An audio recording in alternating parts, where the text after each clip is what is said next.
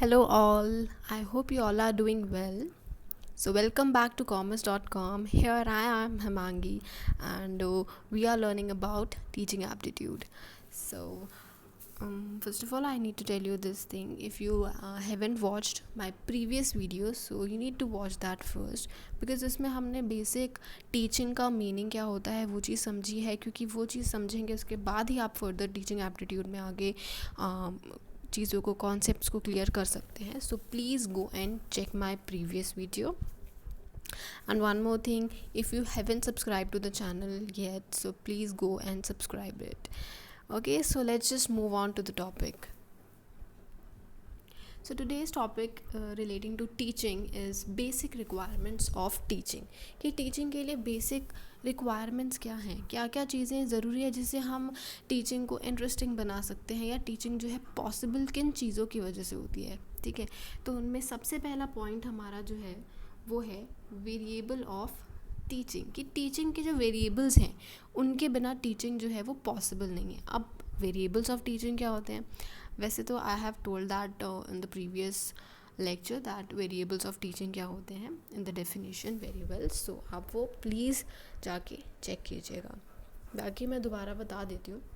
Variables of teaching जो है उसमें बेसिकली 3 वेरिएबल्स होते हैं: independent variable, dependent variable and intervening variable. Okay, so independent variable यहाँ पे टीचर होता है, dependent variable is the student, and intervening variables are those like जो मेथड्स और जो टेक्निक्स जो हैं वो जो यूज़ करके हम डिपेंडेंट वेरिएबल के बिहेवियर में चेंज लाते हैं. ओके, सो ये चीज़ आई थिंक क्लियर है आप लोगों को कि इंडिपेंडेंट वेरिएबल, डिपेंडेंट वेरिएबल और इंटरवेनिंग वेरिएबल जो हैं they are the basic requirements of teaching. Second requirement is role of infrastructure. Role of infrastructure कैसे एक रिक्वायरमेंट है, let's study that. School building, classroom, playground and libraries are most important aspect of school infrastructure. कि school का infrastructure is very important. Basically इसमें ये चीज़ है कि school का इंफ्रास्ट्रक्चर जो है वो इम्पॉर्टेंट है.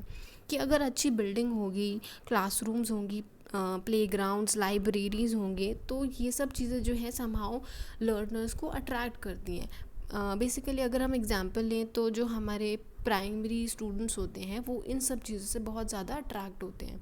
ठीक है, और अगर चीज़ें इंटरेस्टिंग होगी तो ही तो स्टूडेंट्स का जो एक इंटरेस्ट है वो डेवलप होगा to go to the school and to learn new things. वो curiosity, that kind of thing we need to create, and for that infrastructure का रोल बहुत ज़्यादा इम्पॉर्टेंट है.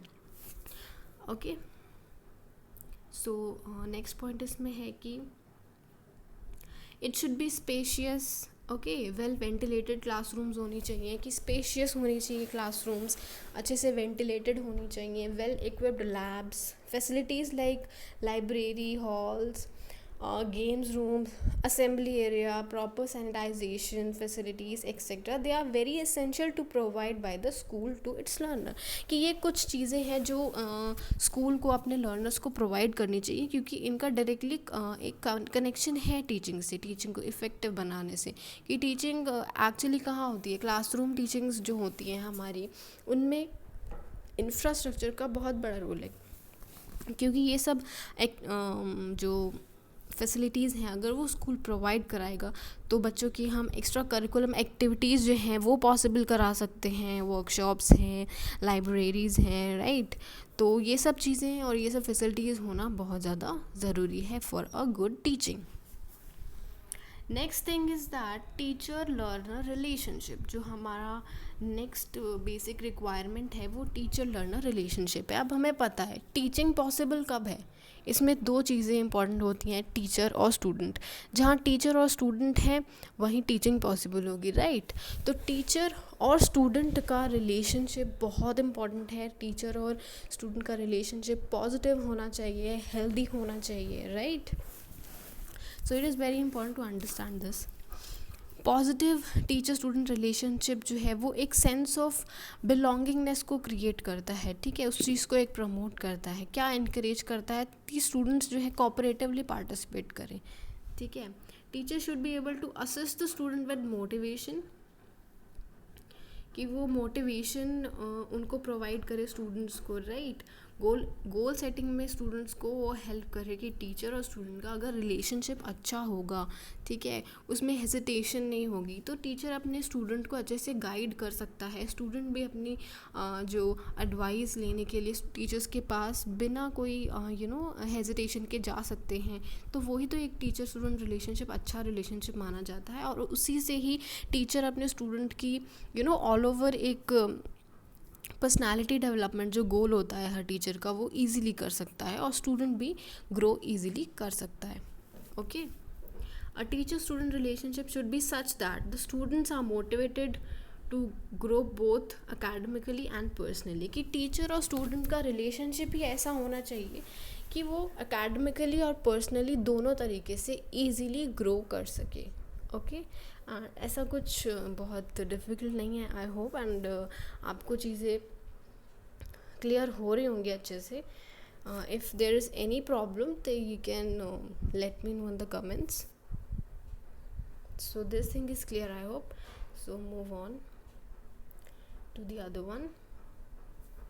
ये हमारी कुछ बेसिक चीज़ें थी, अभी हमने पढ़ा बेसिक रिक्वायरमेंट्स में कि वेरिएबल ऑफ टीचिंग होने चाहिए, अच्छा इंफ्रास्ट्रक्चर होना चाहिए, और टीचर लर्नर का रिलेशनशिप इन शॉर्ट अच्छा होना चाहिए, ठीक है, क्योंकि उसी से ही दोनों की जो है डेवलपमेंट हो सकती है। बेसिकली स्टूडेंट का development is the main goal in teaching, ठीक है।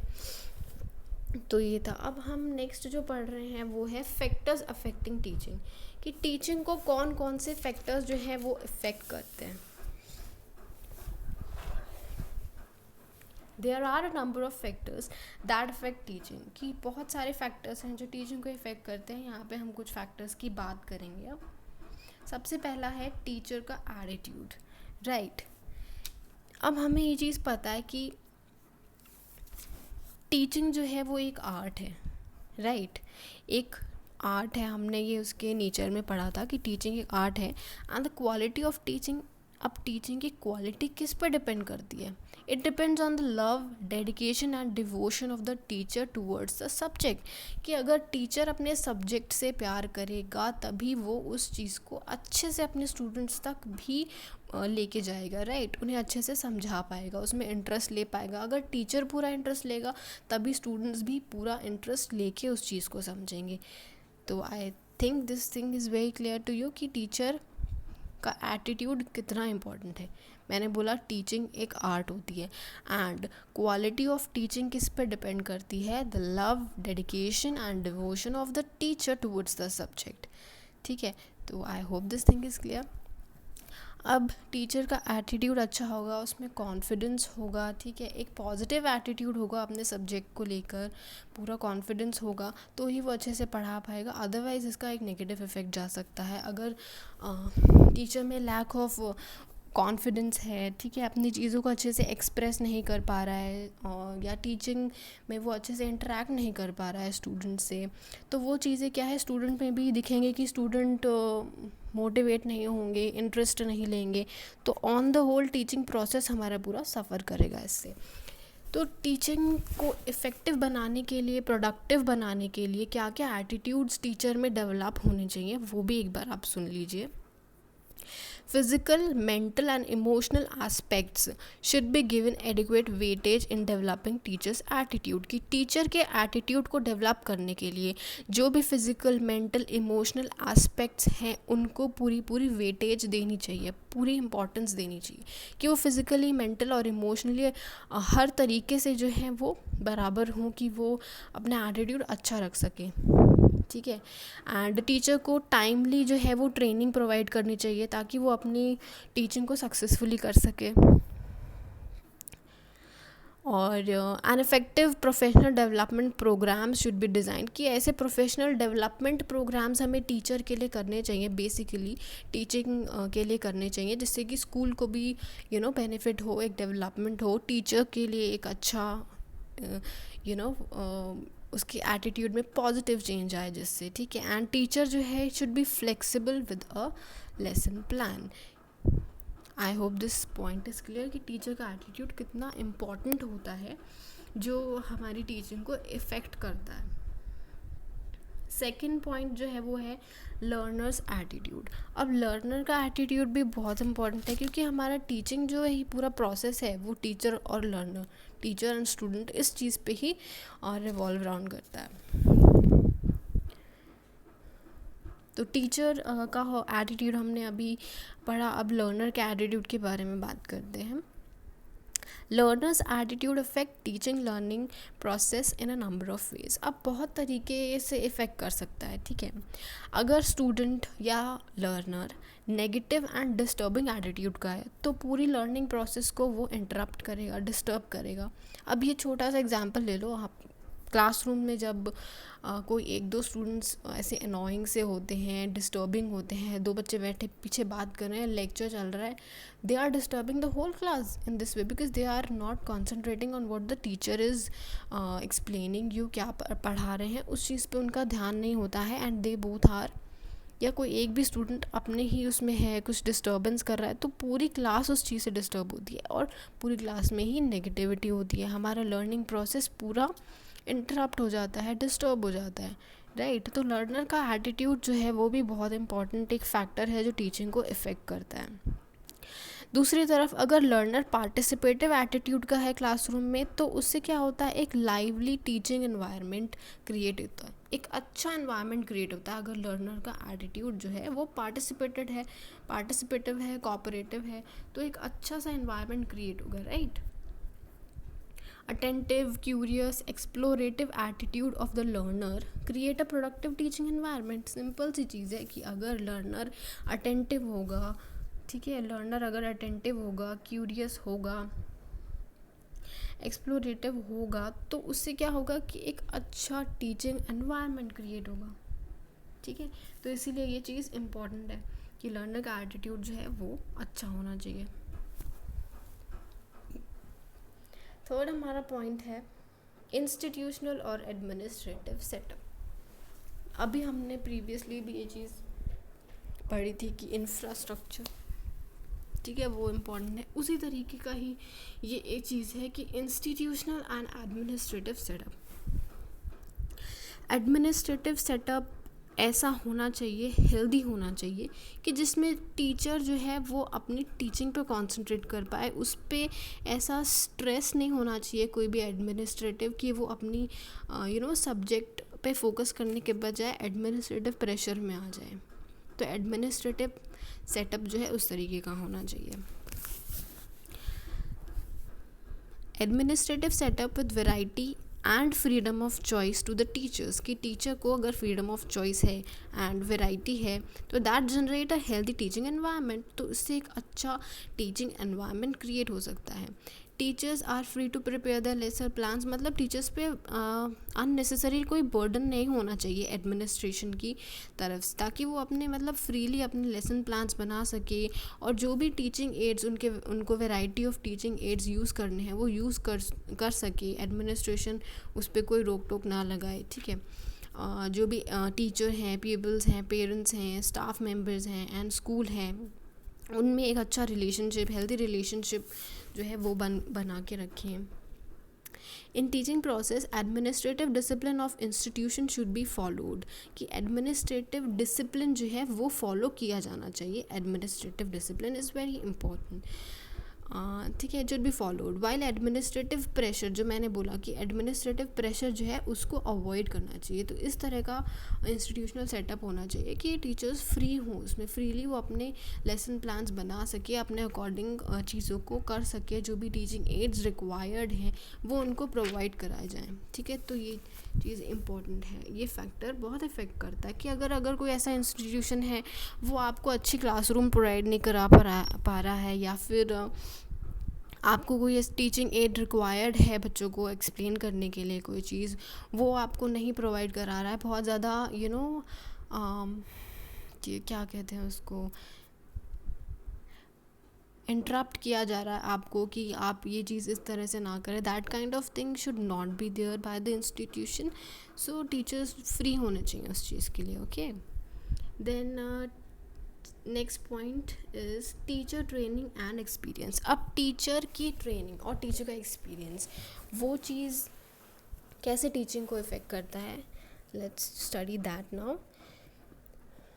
अब टीचर ट्रेनिंग जो है वो सबसे पहले आपको क्लियर होना चाहिए कि ये कॉन्टीन्यूस प्रोसेस होता है, ठीक है। क्योंकि ट्रेनिंग मीन्स क्या होता है कि आपकी नॉलेज और ज़्यादा इन्हांस होती है एंड हमारी नॉलेज जो है वो हमेशा बढ़ती रहती है, राइट।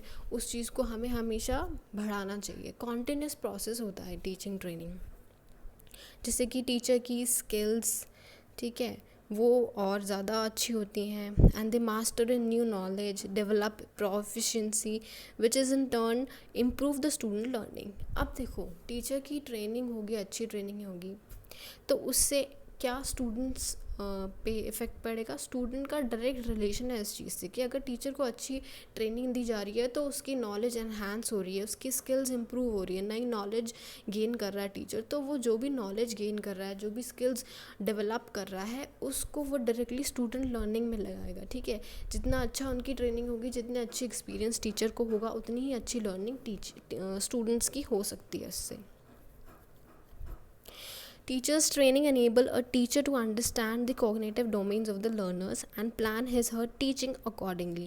कि टीचर की ट्रेनिंग जो है अगर वो चीज़ अच्छे से कराई जाती है तो टीचर जो है वो लर्नर्स के कॉग्निटिव डोमेन्स को अच्छे से समझ सकता है। मतलब कि टीचर की ट्रेनिंग इस तरीके से होनी चाहिए कि अब वो अपने लर्नर्स की way of learning and the other things जो भी रिलेटेड टू लर्नर है उस चीज़ को अच्छे से समझ पाए। ओके, एक्सपीरियंस होना बहुत ज़्यादा ज़रूरी है। Experience not only give depth of knowledge, कि एक्सपीरियंस से एक तो हमें सिर्फ नॉलेज नहीं आती है but also develops a skill among teacher to apply the same thing in a number of ways. कि हम बाय एक्सपीरियंस हमारी नॉलेज तो एनहांस होती ही है, साथ ही साथ कोई भी चीज़ को एक्सप्लेन करने के हमें वेराइटी ऑफ वेज भी डेवलप होते हैं, वेराइटी ऑफ वेज भी हमें पता चलते हैं कि हम एक चीज़ को अलग अलग तरीके से कैसे समझा सकते हैं। क्योंकि लर्नर्स जो हैं, स्टूडेंट्स जो हैं, वो हमारे पास डिफरेंट टाइप के होते हैं। कुछ लर्नर्स होते हैं जो सिंपली एक बार समझाने से समझ जाते हैं, कैच कर लेते हैं। कुछ को हमें 2 बार समझाना पड़ता है या हमें अलग अलग तरीके यूज़ करने पड़ते हैं उसको और सिंप्लीफाइड करके किसी भी चीज़ को समझाने के लिए। तो ये चीज़ जो है वो बाय एक्सपीरियंस ही आती है, ठीक है। तो टीचर की ट्रेनिंग और एक्सपीरियंस का डायरेक्ट इफेक्ट होता है टीचिंग पे। नेक्स्ट है हमारा फैक्टर, वो है economic factors. Infrastructure, teachers' salary, and expenditure on students' facility are a number of factors which affect teaching। कि ये कुछ इकोनॉमिक फैक्टर्स हैं जो हमने इंफ्रास्ट्रक्चर का हमने पढ़ाई, ठीक है।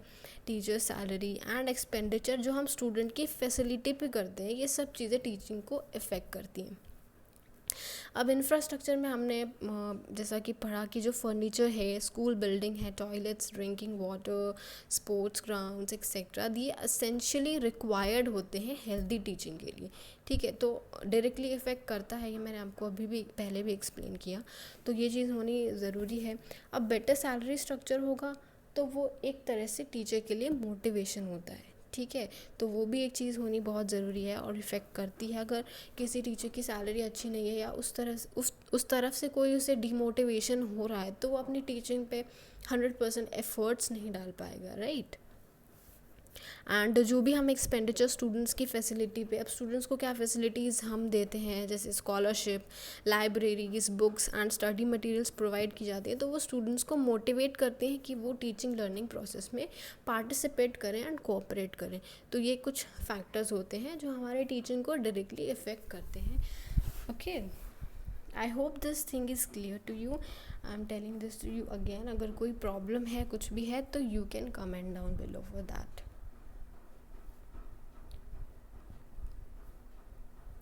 Okay, let's move on to the other thing. ये एक छोटी सी चीज़ है जो आपको थोड़ा समझना ज़रूरी है कि लर्नर क्या होता है, उसके कैरेक्टरिस्टिक्स क्या होते हैं, ठीक है। लर्नर वैसे तो बेसिक लैंग्वेज में हमें मतलब नॉर्मली अगर कोई पूछे तो लर्नर क्या होता है, जो भी चीज़ों को, नॉलेज को गेन करता है, कुछ सीखता है, उसे लर्नर कहते हैं, राइट। सिंपल सी चीज़ है, पर ये हमें एक कॉन्सेप्ट है, ये चीज़ जो है वो क्लियर होनी चाहिए। कुछ क्वेश्चंस आ जाते हैं रिलेटिंग टू दैट, तो let's just read it out. Meaning of learner: a person who is trying to gain knowledge or skill in something by studying, practicing, or being taught. Learner is a dependent one and immature. ये मैंने आपको पहले ही बताया था कि learner जो है वो एक डिपेंडेंट वेरिएबल होता है जो कि इंडिपेंडेंट वेरिएबल के ऊपर डिपेंड करता है, एंड इंडिपेंडेंट वेरिएबल यहाँ पे टीचर होते हैं, राइट। और जो लर्नर होता है वो हमारा इमेच्योर होता है। इमेच्योर किस लिए कहा जाता है? क्योंकि उसको लेस नॉलेज होती है, राइट। जो हमारे टीचर हैं जिनसे भी वो सीखते हैं उनके पास कंपैरेटिवली ज़्यादा नॉलेज और स्किल होते हैं जो वो इम्पार्ट करते हैं अपने स्टूडेंट्स को, अपने लर्नर्स को। तो जैसा कि डेफिनेशन में कह रहे हैं कि एक लर्नर क्या होता है? A person who is trying to gain knowledge, जो नॉलेज गेन करना चाहता है, गेन कर रहा है, या फिर कोई भी skill in something bye study करके कोई चीज़ गेन की जा रही है, या प्रैक्टिस करके की जा रही है, या फिर उसको कुछ चीज़ें टॉट की जा रही हैं। So these are basically the things जो कहती हैं कि एक लर्नर होता है, ठीक है। ये चीज़ ध्यान रखना है कि लर्नर जो है वो डिपेंडेंट होता है एंड मैच्योर होता है, राइट। अब लर्नर की कैरेक्टरिस्टिक्स क्या होती हैं? कुछ पर्सनल कैरेक्टरिस्टिक्स यहाँ पे बता रहे हैं कि लर्नर की पर्सनल कैरेक्टरिस्टिक्स क्या होती हैं। बेसिकली बेसिक इन्फॉर्मेशन होती है लर्नर की, जैसे कि उसकी एज क्या है, जेंडर, कल्चरल बैकग्राउंड और लैंग्वेज, सोशियो इकोनॉमिक स्टेटस क्या है, ये स्पेसिफिक जो भी नीड्स होती है लर्नर की, वो सब चीज़ें पर्सनल कैरेक्टरिस्टिक्स में आती हैं। फिर लर्नर की एकेडमिक कैरेक्टरिस्टिक्स क्या होती हैं? अकेडमिक कैरेक्टरिस्टिक्स में बेसिकली जैसे उसका एजुकेशनल लेवल हो गया, लर्निंग एबिलिटी, नॉलेज, जो भी को करिकुलम एबिलिटीज़ हैं उसकी, etcetera, that kind of things come in academic characteristic, ठीक है।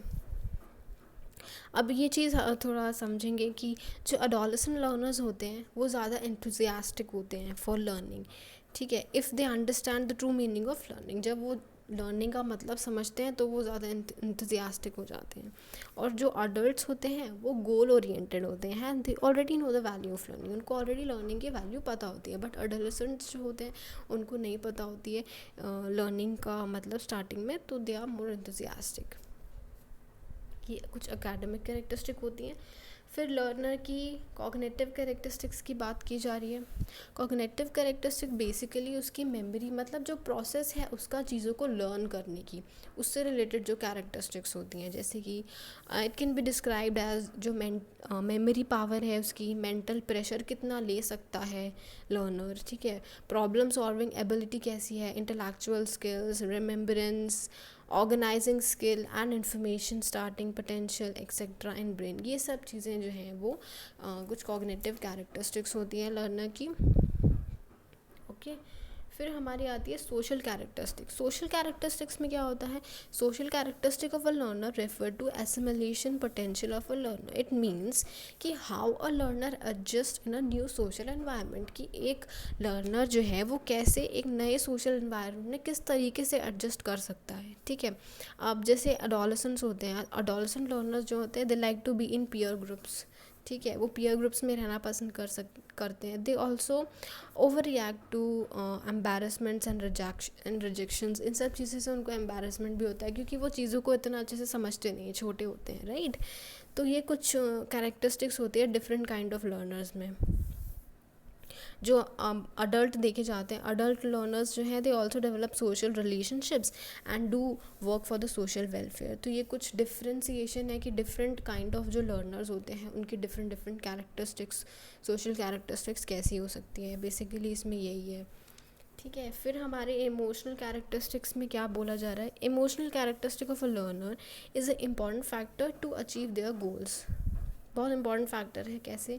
adolescent learners show mood swings, nature which is marked by peaks of intensity and by unpredictability। कि adolescents लर्नर जो होते हैं, मतलब जो छोटे लर्नर्स होते हैं, छोटे एज ग्रुप के बच्चे होते हैं, मोस्टली क्या होते हैं वो अपने मूड स्विंग्स को शो करते हैं, ठीक है।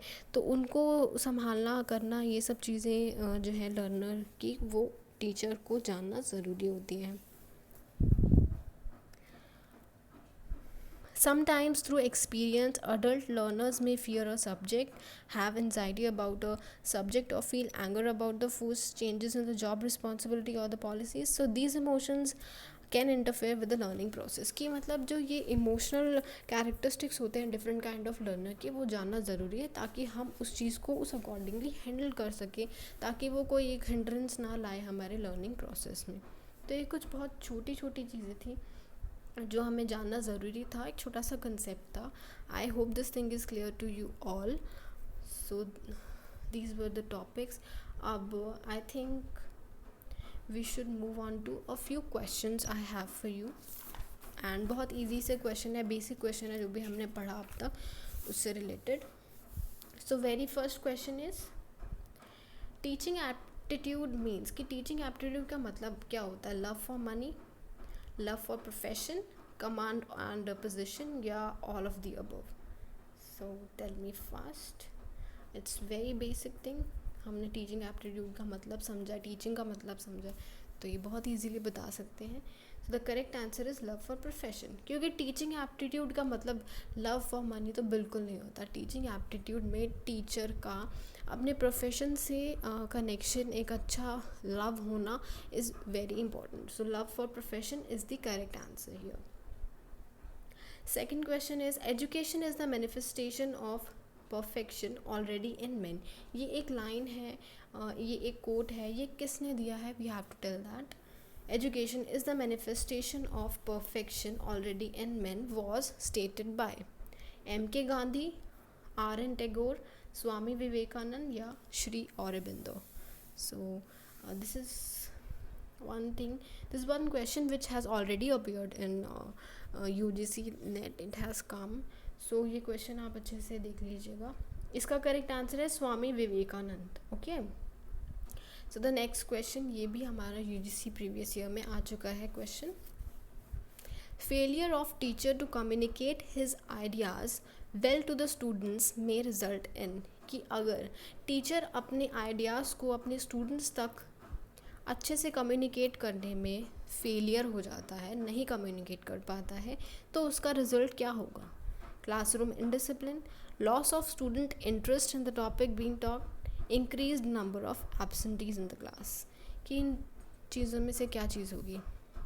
देखिए, अगर टीचर अपने आइडियाज़ को अच्छे से कम्युनिकेट नहीं कर पा रहा है तो क्लासरूम में इनडिसिप्लिन भी क्रिएट होगा, क्लासरूम में नंबर ऑफ़ एब्सेंटीज़ भी इंक्रीज़ होंगे, एंड स्टूडेंट का इंटरेस्ट तो फॉर श्योर लॉस होगा ही। जो भी टॉपिक बताया जा रहा है वो उस चीज़ को कैसे समझ पाएंगे जब टीचर अपना पूरा अच्छे से कम्युनिकेट ही नहीं कर पा रहा है? तो इसका करेक्ट आंसर हमारा है all of the above, and this one Swami Vivekanand, और इसका था लव फॉर प्रोफेशन।